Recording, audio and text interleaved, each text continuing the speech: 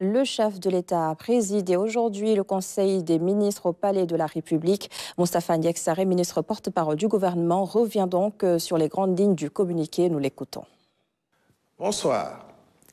Le président de la République, M. Bassirou Diomaye Diakhar Faye, adresse ses vœux les plus chaleureux à la communauté musulmane à l'occasion de la fête de Korité, marquant la fin du Ramadan. Ce 2 avril 2025 marque la première année d'exercice du pouvoir.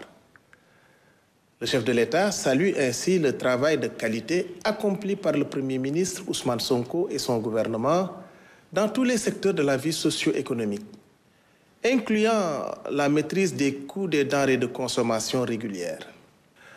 À titre illustratif, le prix du kilogramme du riz est passé de 450 francs CFA à 350 francs CFA, soit 5 000 francs de pouvoir d'achat supplémentaire rendus aux consommateurs sur le sac de 50 kg.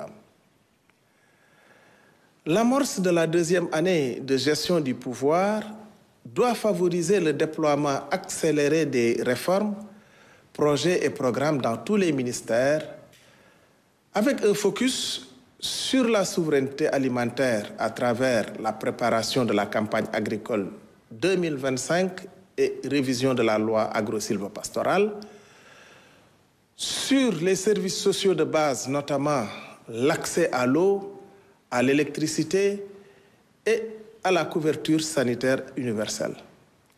Sur l'éducation, pour un bon déroulement des examens et concours.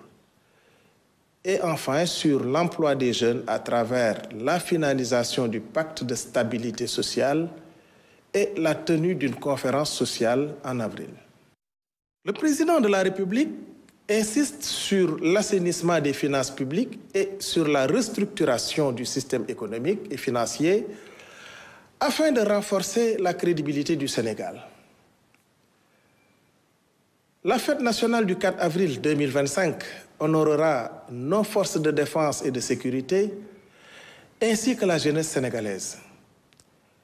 Une grande cérémonie civile et militaire se tiendra à la place de la Nation avec un défilé emblématique. En reconnaissance de son rôle historique, le boulevard Général de Gaulle à Dakar sera rebaptisé boulevard du président du Conseil Mamadou Dia, l'un des pères de l'indépendance.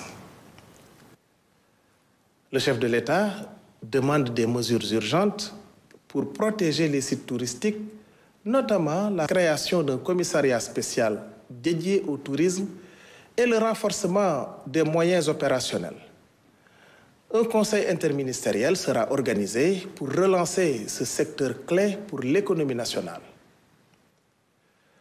Le Premier ministre a débuté sa communication en saluant l'exploit médical du professeur Fatou Samba Ndiaye et de son équipe, ayant réalisé la première greffe de moelle osseuse au Sénégal.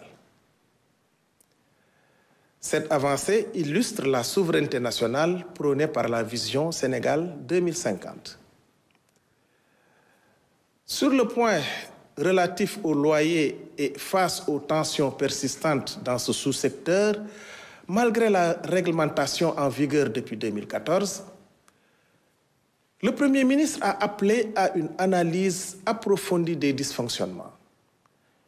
Une mission interministérielle devra d'ailleurs, avant fin juin 2025, lui proposer des mesures concrètes et concertées pour une meilleure gestion de cette problématique des loyers et du logement, essentiels à la qualité de vie de nos compatriotes.